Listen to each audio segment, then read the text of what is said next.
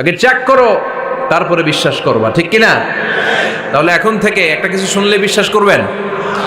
একজন এসে বলল, ভাইজান আপনার মেয়েরে দেখলাম আরেক ছেলের সাথে বাজারে ঘোরাফেরা করে, ওই রমনার বটমূলে দেখলাম আপনার মেয়ে আরেক ছেলেরে নিয়ে ফষ্টি নষ্টি করে, লোকের কথা বিশ্বাস করে বাসায় যে মেয়ের চুলের মধ্যে ধরে মাইর, আইজো মায়ের কাইলো মাইর। এরকম হইতে পারে না? হয়তো ওই লোক আপনার মেয়ের মতো দেখতে আরেক মেয়েকে দেখছিল। এরকম হয় কিনা সমাজে? একজন এসে বললো, ভাই আপনি এখানে ভাবিরে তো দেখলাম ওই জায়গায় আরেক লোকের সাথে ঘোরাফেরা করতেছে, খবর রাখেন না বাসা? আপনি রেগে মেগে, ঘটনা কি? আমার খেয়ে আমার পরে আরেকজনের সাথে, যে এই বাড়িতে যে মায়ের, কোনো কথা নেই। দেখবেন যে ছোট্ট মারামারি থেকে এই ঘটনা অনেক সময় বিচ্ছেদ বা ডিভোর্স পর্যন্ত গড়ায়, ঠিক কিনা? ওই যে শোনা কথায় কান দিচ্ছেন, ফাতাবাইয়ুন, আপনি চেক করেন নাই। হয়তো আপনার স্ত্রীর মতো দেখতে বা আপনার স্ত্রী যে জামা পরে, যে পোশাক পরে, এরকম পোশাক পরে আরেক নারীকে দেখছে, আপনার বউ না এটা। আপনার মেয়ের ব্যাপারে যে তথ্য দিয়েছে এটা সঠিক নয়, সে আপনার মেয়ের মতো আরেকটা মেয়েকে দেখেছে, এসে আপনার কাছে বলে দিছে, আপনিও বিশ্বাস করছেন। ভেজাল আছে না নাই? এই ভেজালগুলোকে থামানোর জন্য কোরআনে এই বিধানগুলো নাজিল করেছে কে? তাহলে ফরিদপুরের ভাইয়েরা, সমাজটারে সুন্দর রাখার তথ্য একটা শুনলেই বিশ্বাস করবেন না। সিলে কান নিয়ে গেছে শুনলেই সিলের পিছনে দৌড়, নাকি? কি করবেন?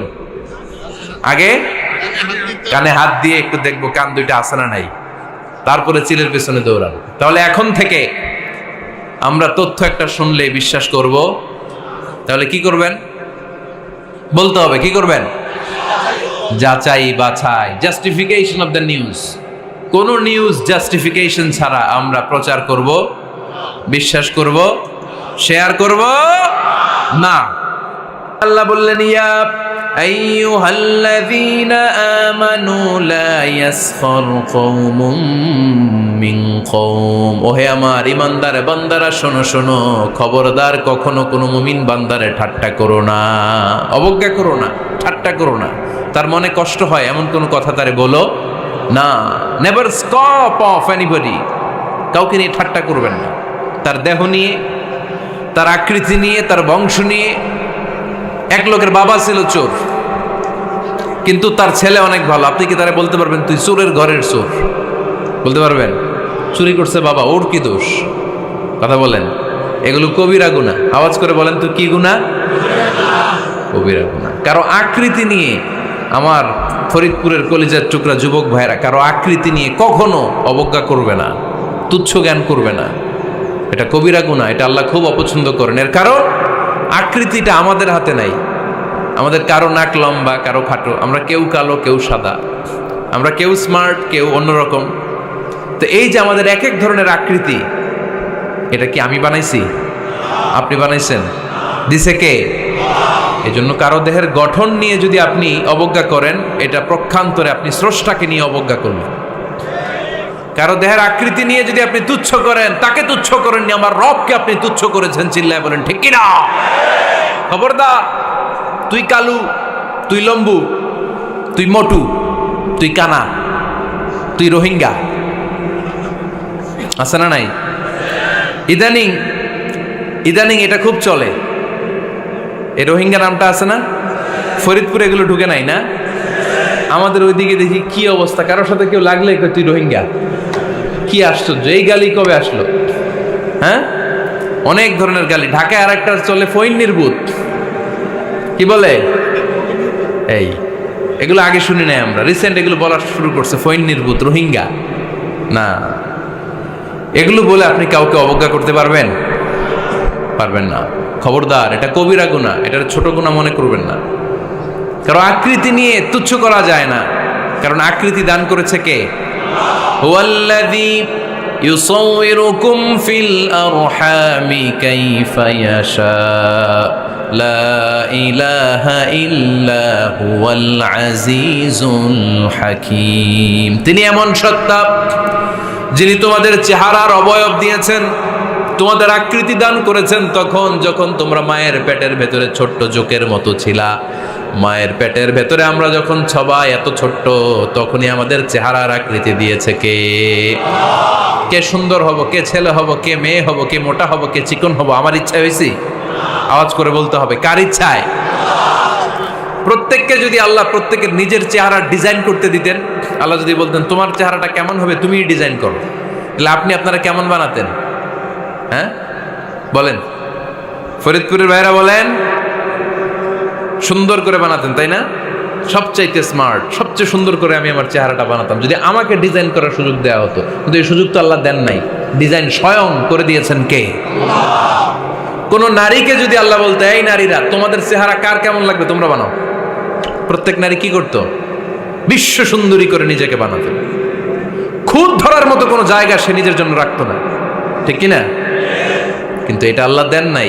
এই আকৃতিটা আমাদেরকে সরাসরি দান করেছেন কে? খবরদার, আমাদের অনেকে বিকলাঙ্গ, আমাদের অনেকের হাত ছোট, পা বড়, দেখতে মোটা, কেউ চিকন কেউ কালো। খবরদার, কারো আকৃতি নিয়ে কখনো কোনো অবজ্ঞার সুরে, ঠাট্টার সুরে কোনো কথা আমরা বলবো না। রাজি আছেন? সবাই রাজি আছেন? আল্লাহ রাসূল সাল্লাল্লাহু আলাইহি ওয়াসাল্লামের এক সাহাবী ছিল, নাম ইবনে মাসউদ রাদিয়াল্লাহু তাআলা আনহু। ওনার পায়ের নলা ছিল খুব চিকন, অস্বাভাবিক চিকন, স্বাভাবিক না।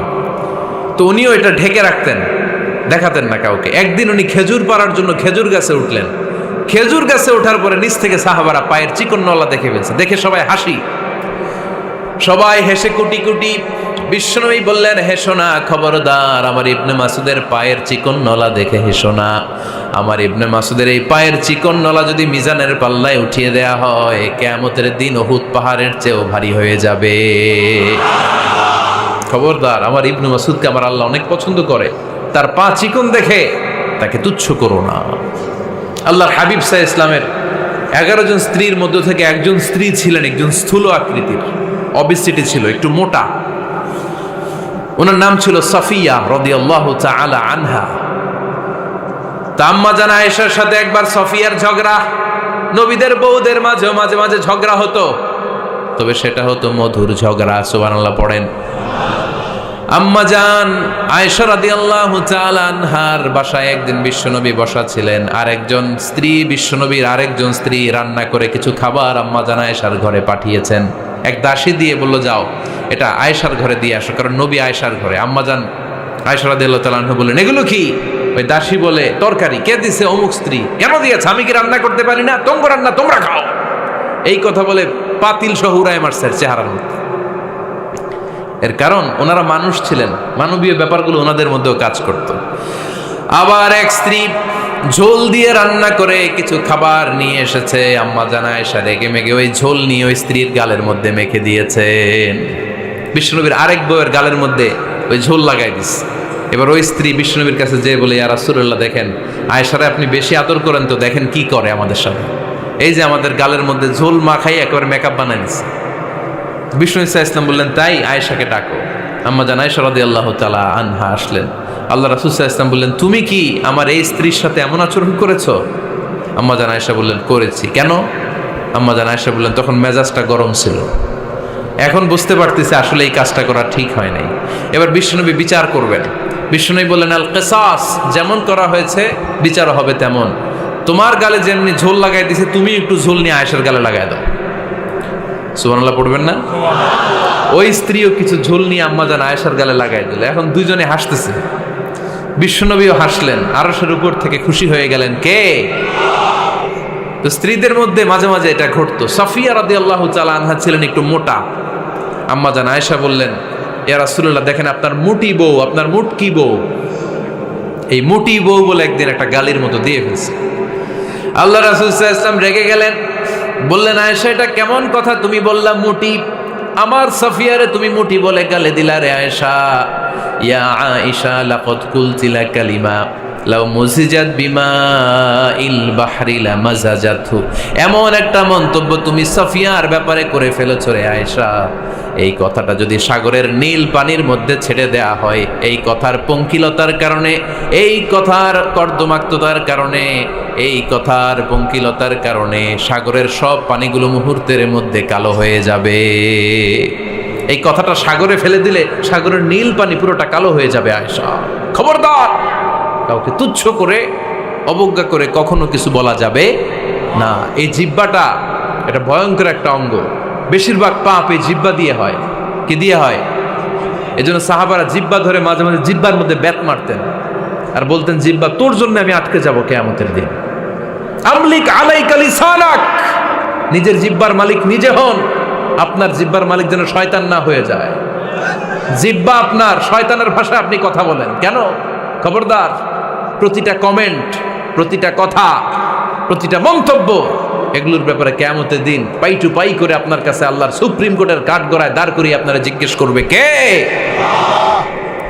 এজন্য বিশ্বনবী বলছেন মাইয়াদমানলি মা বাইনা লিহিয়াইহি ওয়া মা বাইনা রিজলাইহি আদমান লাহুল জান্নাহ। আমার কোন উম্মত যদি দুইটা অঙ্গের গ্যারান্টি আমারে দেয়, আমি আমার উম্মতকে জান্নাতের গ্যারান্টি দেব। দুইটা অঙ্গের, একটা হলো জিহ্বা আর একটা লজ্জাস্থান।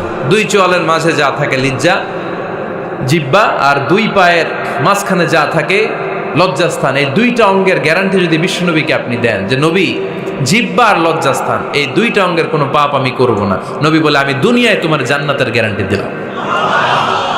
এজন্য জিহ্বাটারে সামলান, যা মনে চায় বললেন না। খবর আছে না নাই? খবর আছে। মা ইয়ালফিযু মিন কাউলিন ইল্লা লাদাইহি রাকীবুন আতীদ। যা মুখ দিয়ে বেরোয় লিখে রাখার জন্য দুইজন ফেরেশতা রেডি করে রেখেছে কে? চিল্লায় বলেন। যতদিন আমরা বেঁচে থাকবো ততদিন থাকবে আমাদের কাঁধে। আমরা মরে যাবো, এই ফেরেশতারা উড়াল দিবে, ঠিক কিনা? দুই কান্দে জি ছিল যে তোমার দুইজনা পাহারা, তোমারে একলা থইয়া পালাইছে তাহারা। তোমার আটকুঠুরি নয় দরজা বন্ধ এবার হলো রে হলো, মুখে আল্লাহ রসুল সবে বলো, ও মুখে আল্লাহ রসুল সবে বলো। দুয়ারে আইসাছে পালকি নাই হরি গাও তোলো রে তোলো, মুখে আল্লাহ রসুল সবে বলো, ঠিক না? এজন্য সাবধান। আমলিক আলাইকা লিসানাক, নিজের জিহ্বার মালিক নিজে হন। মন যা চায় মুমিন তখন ইচ্ছা মতো মন মতো কোনো মন্তব্য ছুটতে পারে না। বিশ্বাসী বলে যদি নিজেকে দাবি করে, নিজের জিহ্বার মালিক নিজে থাকার দরকার আছে না নাই?